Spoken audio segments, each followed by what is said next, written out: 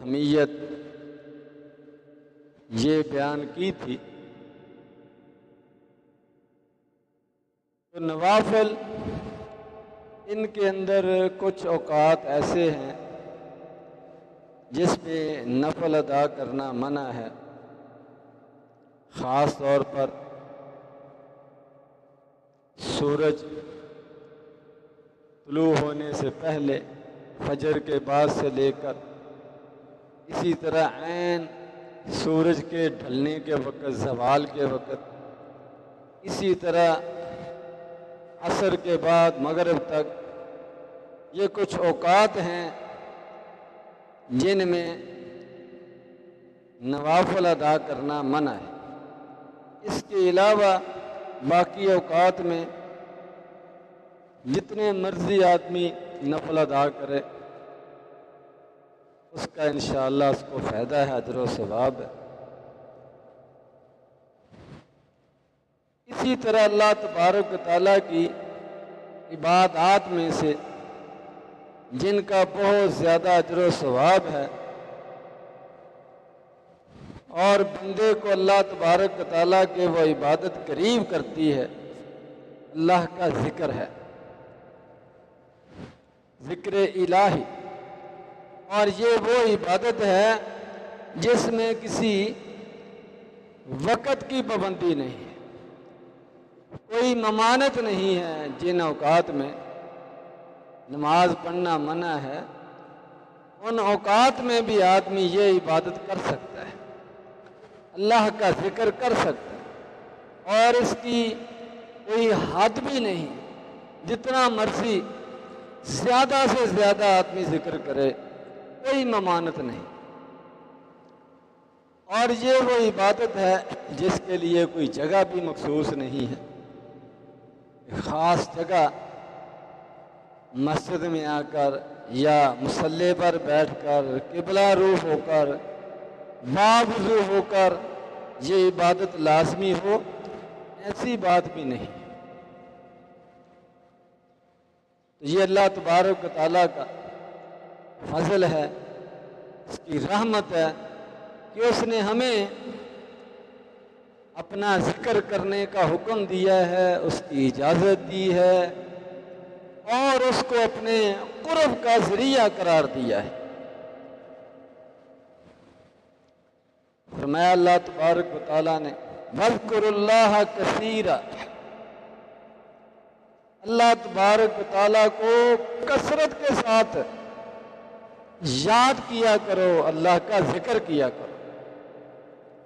تو کثرت کے ساتھ ذکر کرنے کا حکم ہے، لَعَلَّكُمْ تُفْلِحُونَ، اور ساتھ اس کا فائدہ بھی بتا دیا تاکہ تم فلاح پا جاؤ، کامیاب ہو جاؤ، دنیا آخرت کی کامیابیاں حاصل کر سکو، اللہ کا ذکر کیا کرو۔ اور اللہ کے ذکر کے بارے میں خاص طور پر یہ بتایا گیا ہے کہ یہ دلوں کے اطمینان کا باعث ہے، دلوں کو سکون حاصل ہوتا ہے اللہ کے ذکر سے۔ اللہ تبارک و تعالیٰ ساری کائنات کا خالق ہے، مالک ہے، اور ہر چیز اس کی حمد بیان کرتی ہے، اس کی تسبیح بیان کرتی ہے، اس کا ذکر کرتی ہے۔ اور انسان بھی جب اللہ تبارک و تعالیٰ کا ذکر کرتا ہے تو اسے بھی اللہ تبارک و تعالیٰ کی طرف سے بڑے انعامات حاصل ہوتے ہیں۔ فرمایا الذین آمنوا وتطمئن قلوبهم بذکر اللہ، وہ لوگ جو ایمان لائے اور اطمینان پکڑتے ہیں، مطمئن ہوتے ہیں، سکون حاصل کرتے ہیں، ان کے دل اللہ کے ذکر سے۔ الا بذکر اللہ تطمئن القلوب، جان لو اللہ کے ذکر ہی سے دلوں کو سکون حاصل ہوتا ہے، اطمینان حاصل ہوتا ہے۔ یہ ذکر کا بہت بڑا فائدہ ہے کہ انسان کا دل جو ہے یہ سکون حاصل کرتا ہے، اور ہر انسان یہ دلی سکون کی تلاش میں ہے، پریشانیوں سے، ٹینشنوں سے جان چھڑانے کی فکر میں ہے، تو اس کا ایک بہترین حل بتایا گیا کہ اپنی توجہ اللہ تبارک و تعالیٰ کی ذات کی طرف رکھو، اپنی زبان اللہ تبارک و تعالیٰ کے نام سے اس کو تر رکھو، اللہ کا ذکر اپنی زبان پر جاری رکھو، اس سے تمہارا دل جو ہے یہ اطمینان حاصل کرے گا، اس کو سکون نصیب ہوگا۔ مسلم شریف کی ایک روایت میں نبی کریم صلی اللہ علیہ وسلم نے ذکر کرنے والوں کے لیے 4 انعامات کا ذکر فرمایا، لا یقعد قوم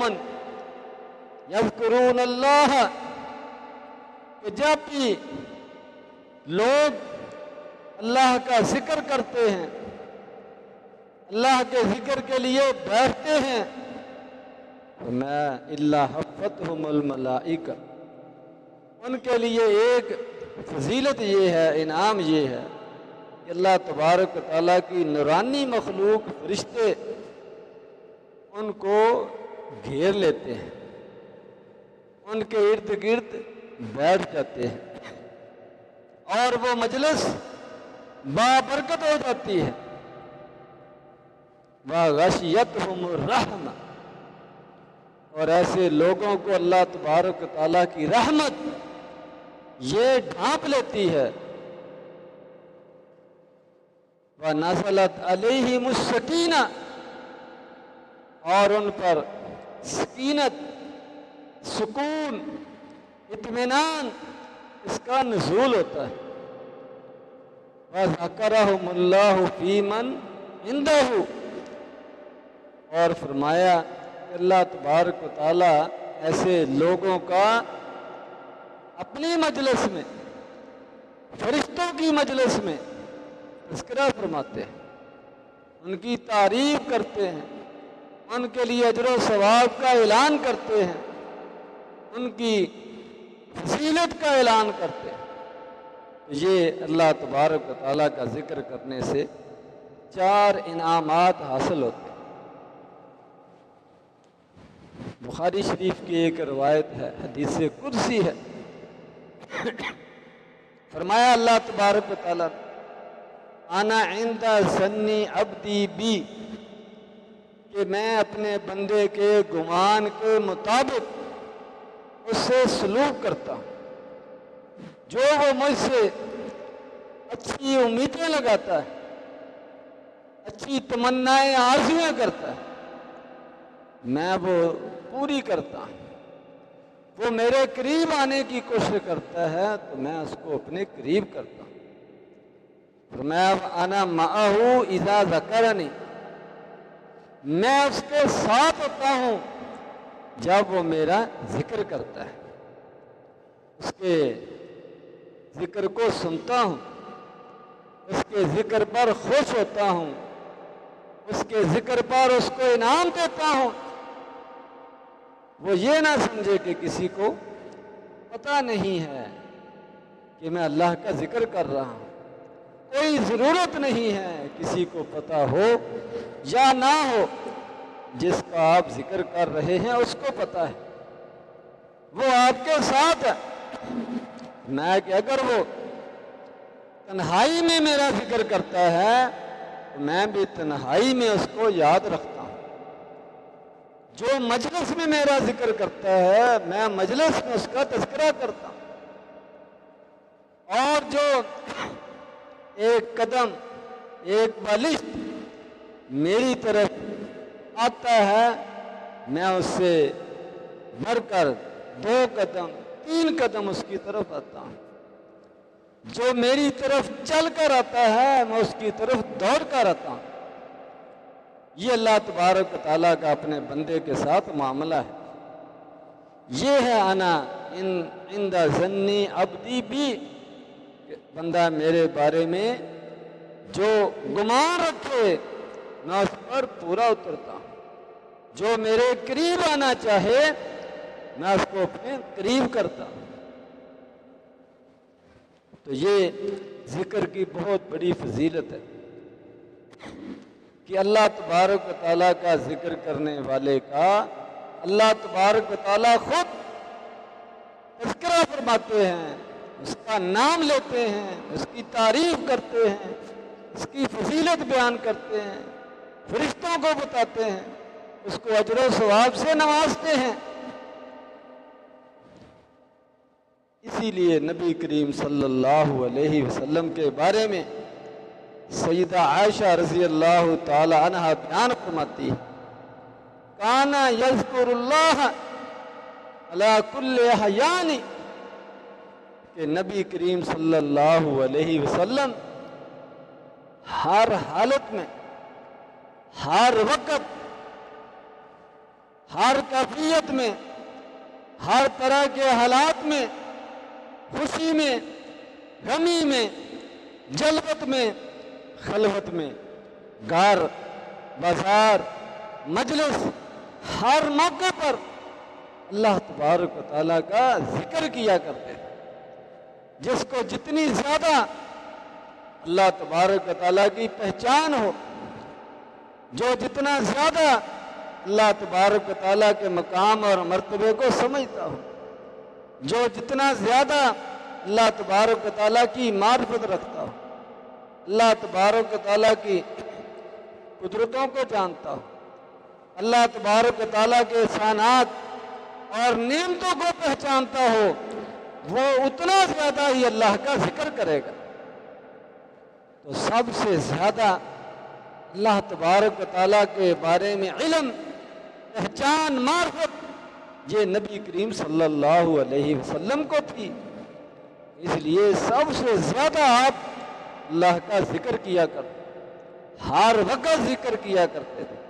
اور آپ نے اسی کی تعلیم دی ہے، اسی کا حکم دیا ہے۔ ایک صحابی نے آپ سے نصیحت کا سوال کیا، تو آپ نے اس کو فرمایا، لا یزال لسانک رطبا من ذکر اللہ،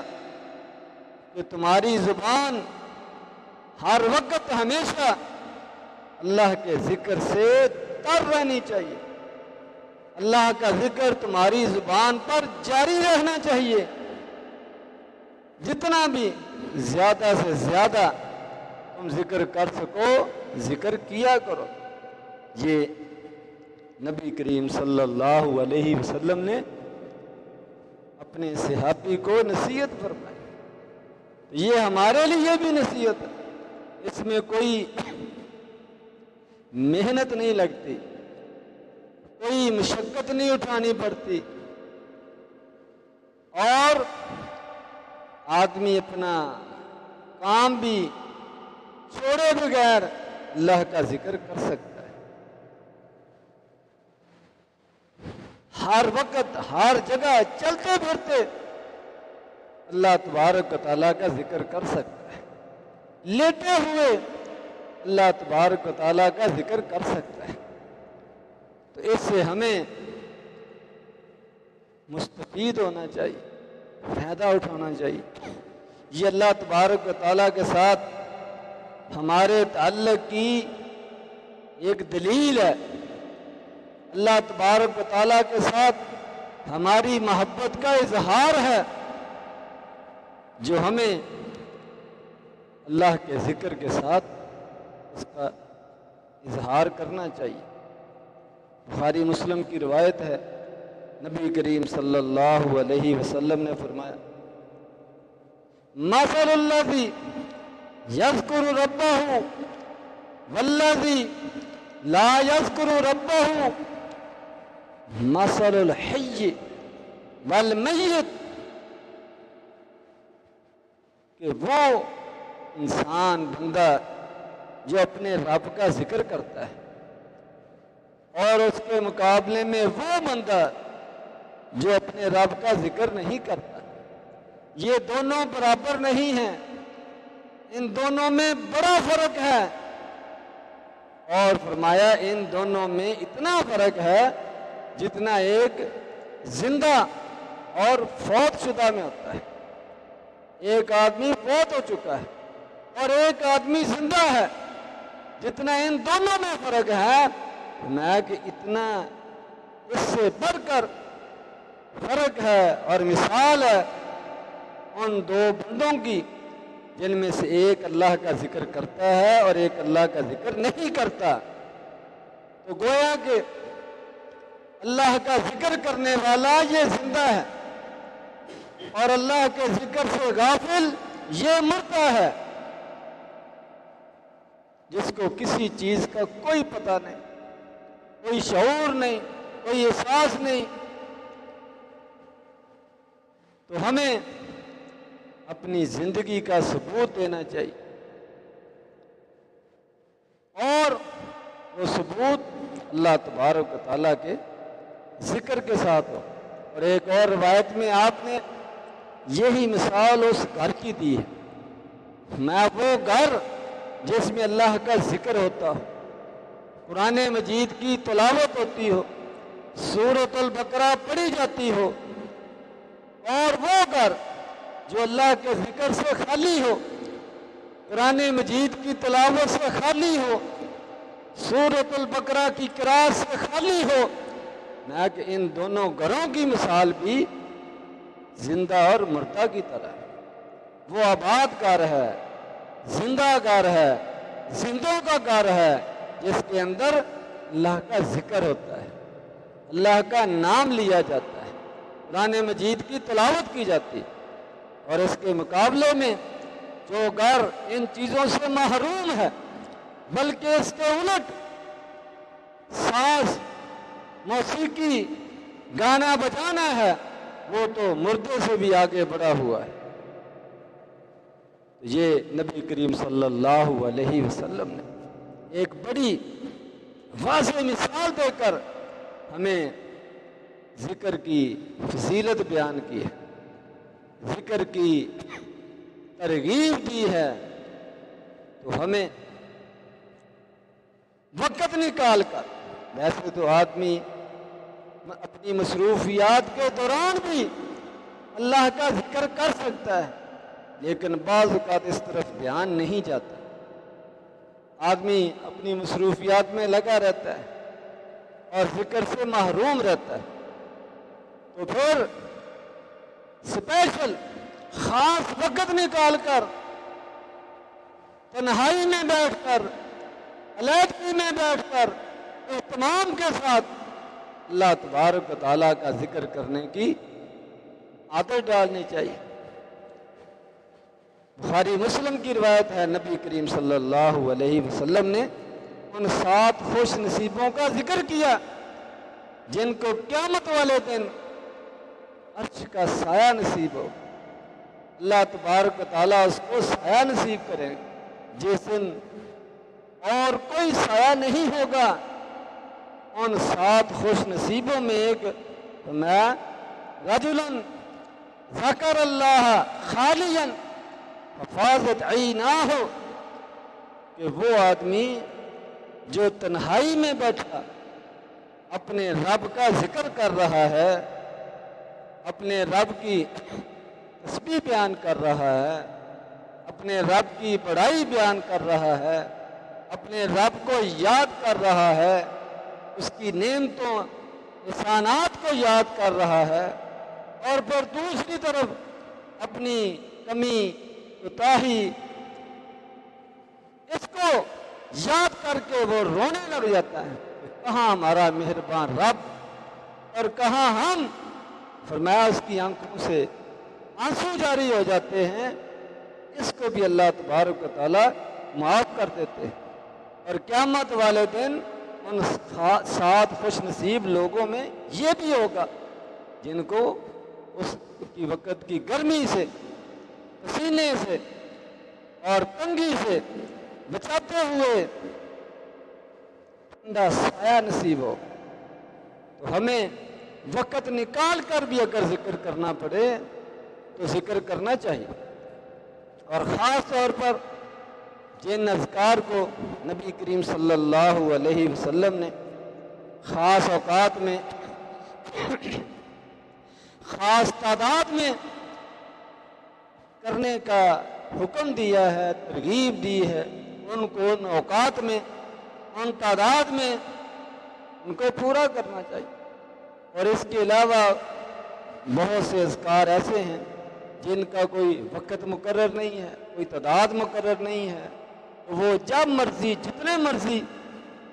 مرضی تعداد میں آپ اللہ تبارک و تعالیٰ کا ذکر کریں،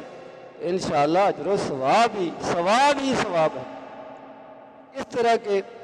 اذکار کے بارے میں انشاءاللہ آئندہ آپ کے سامنے کچھ باتیں